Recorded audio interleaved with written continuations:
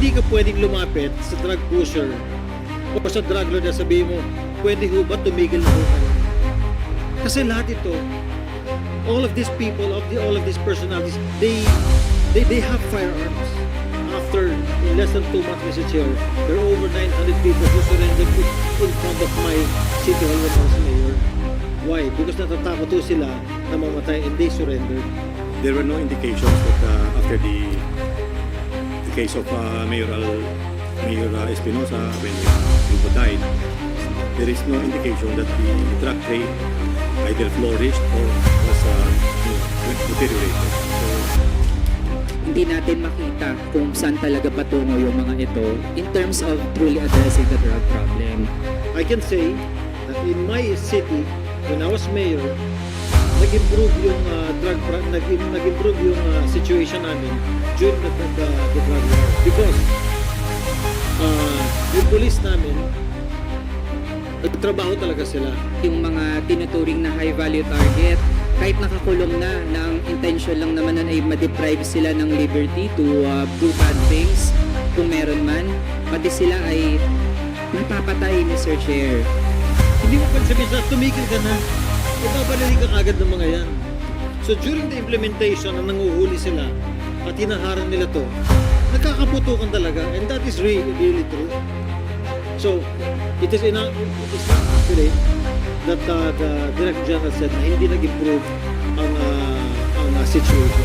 At least in my part, as mayor, and I can only speak for myself, nag-improve yung aming lugar. Sa Yes, mga Espinosa, kay Rolando Espinosa, maging kay Kerwin Espinosa, na ang turing ay mga high value targets. So I would address my question to PIDEA dahil nga ang sabi naman daw yung mga ganitong high profile na mga personalities involved sa drug trade, sila ang pinapakita na signs ng victory ng drug war.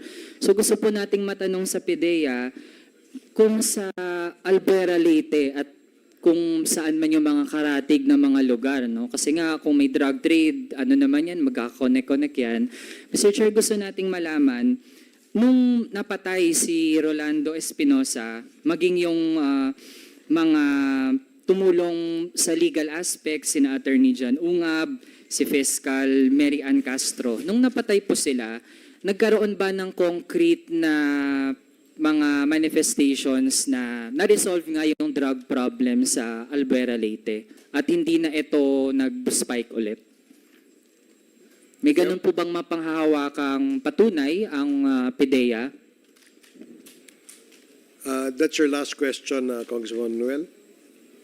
And last one after, Mr. Chair. Thank you. Mr. Chairman, Your Honor,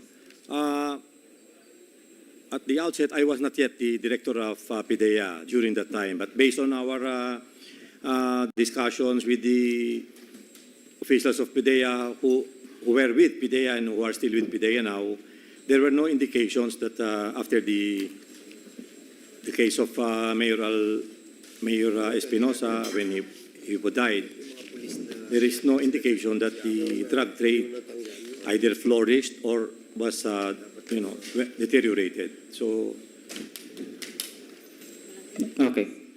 Thank you for that, Mr. Chair. So kung ganun nga, ibig sabihin, law enforcement did all these operations, pero hindi natin makita kung saan talaga patungo yung mga ito in terms of truly addressing the drug problem.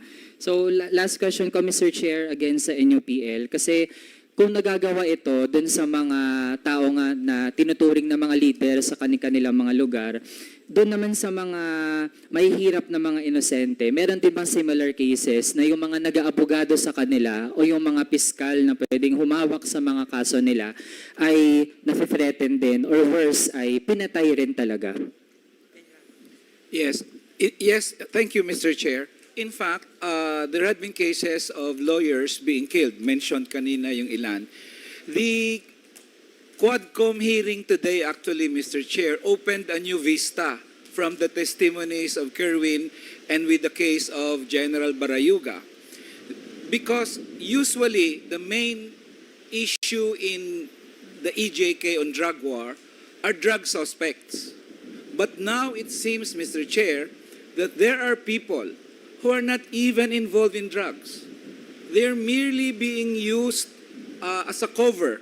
Drug war is used as a cover to eliminate somebody like General Barayuga. Lawyers of drug suspects were killed not because they're involved in drugs, but they defended drug suspects. There are cases wherein the drug war was used against political opponents. And of course, Mr. Chair, there are also human rights defenders who merely protested against the killing of drug suspects who were also victims of EJK. So this is the new vista opened in this hearing, Mr. Chair. And there were cases wherein the lawyers of victims like Attorney Ben Ramos, for example, have been assassinated merely because President Duterte once issued a statement that these drug lords, drug suspects, use lawyers to defend them in court, and then he said, isasama ko kayo. And then lawyers began dying all over the country immediately afterwards, Mr. Chair. So there are victims outside the drug war, in a sense, who were also victims of EJK, Mr. Chair.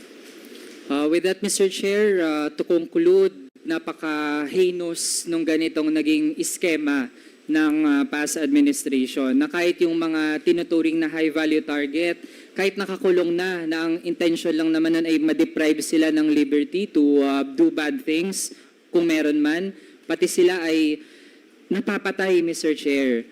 Kaya kung nagagawa yon sa mga tinuturing na mga high-value targets, no wonder na lalong mas mababa yung turing doon sa mga mahihirap na mga inosente nating mga kababayan, kabilang ang mga kabataan tsaka yung mga bata.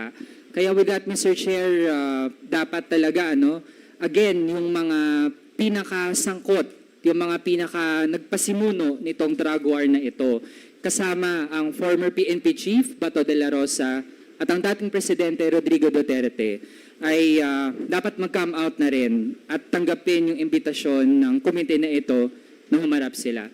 Yun lang, Mr. Chair. Maraming salamat. Thank you, Congressman Manuel. Congressman Gomez. Thank you, Mr. Chair. I just would like to add in their conversation, Mr. Chair. I was a mayor when the drug war was implemented, Mr. Chair. And let me tell you, nasa lahat ng implementation sila against the fight with the fight against drugs. Hindi ka pwedeng lumapit sa drug pusher o sa drug lord at sabihin mo, pwede ho ba tumigil na ho kayo? Kasi lahat ito, all of these people, all of these personalities, they have firearms. Hindi mo pwedeng sabihin sa tumigil ka na, ay babarili ka agad ng mga yan. So during the implementation na nanguhuli sila at hinaharang nila to, nagkakaputukan talaga, and that is really true. Sad na may namamatay. Sad pati yung polis na sasama. Pero inuutusan yung polis eh.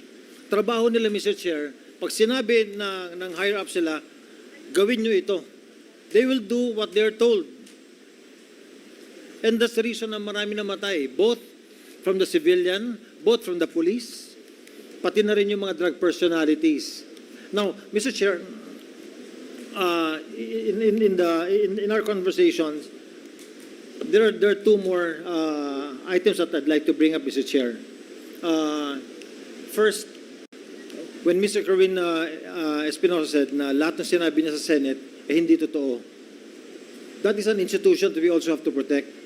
What if he will go into another investigation and he will say that everything he said here is not real, is not true?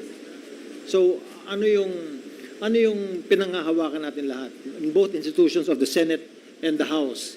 And second, it was Colonel Marcos who was head of the CIDG in Leyte at that time during the killing of the father of Kerwin Espinosa. And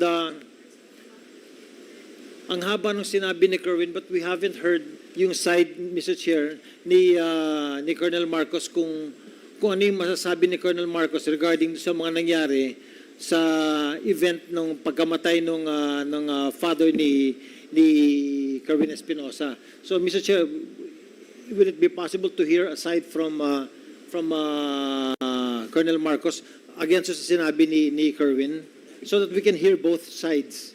Yes, kanina, earlier, when Congressman Rog Gutierrez and other members were asking questions to Colonel Marcos, sinasagot naman ni Colonel Marcos yung patungkol doon sa kwento sa totoong nangyari doon sa loob ng kulungan sa Leyte. Bye-bye.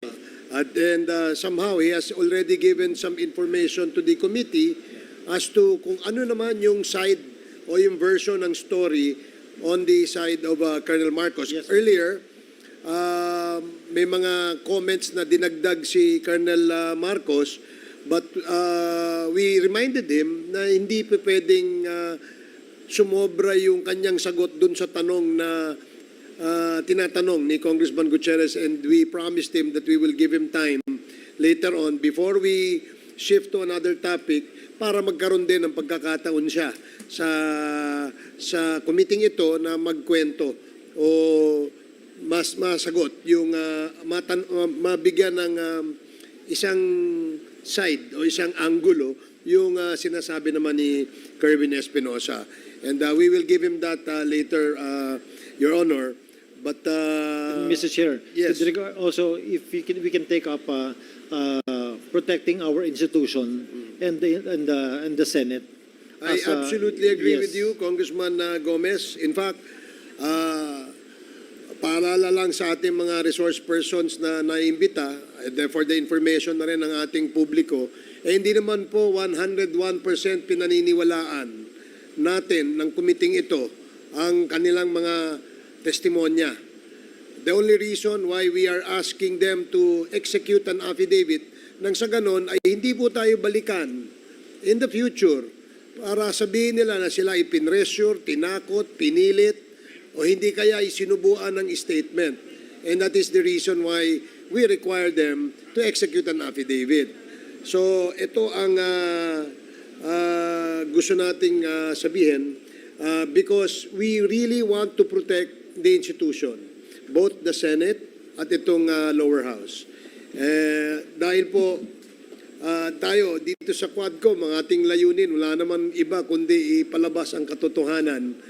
Kung meron man pong lumalabas na mga personalidad o pangalang na babanggit, base sa mga testimonya o hindi kaya sa dokumentong isinasubmit sa atin, yan po ay tinitimbang natin. Nang sa ganoon, pag tayo'y gumawa ng committee report, lahat po ng side ng kwento ay kasama ho sa ating committee report. Yes, Mr. Chair. And lastly, with regards to the statement of PDEA, I think it is inaccurate for him to say that the drug fight or the drug problem did not improve during the drug war. I can say that in my city, when I was mayor, nag-improve yung nag-improve yung situation namin during the drug war because yung police namin nagtrabaho talaga sila. As a matter of fact, during the course na marami silang hinuli, in less than 2 months, Mr. Chair, there are over 900 people who surrendered in front of my city hall when I was mayor. Why? Because natatakot po sila na mamatay and they surrendered. And because of that, the drug problem in Ormoc City bumaba talaga. So it is not accurate that the Director General said na hindi nag-improve ang situation. At least in my part as mayor, and I can only speak for myself, nag-improve yung aming lugar. Yes. May we now ask PDEA to categorically state, is this the opinion of the Director General only, or this is based on reports or facts that were gathered by the PDEA when you said that it did not improve? Your Honor, Mr. Chairman, the question that was asked was that with the passing away of Mayor Espinosa, did it have any effect in Albuera? That's why my answer was that as far as Albuera is concerned, we neither have any indication whether it diminished or it the drug campaign or the drug trafficking situation flourished. That was my answer, Your Honor. Okay. Does that satisfy Congressman Gomez? I'm good, Mr. Chair. Thank Okay. you. Thank you, DG. Thank you, DG. Thank you, Congressman Gomez.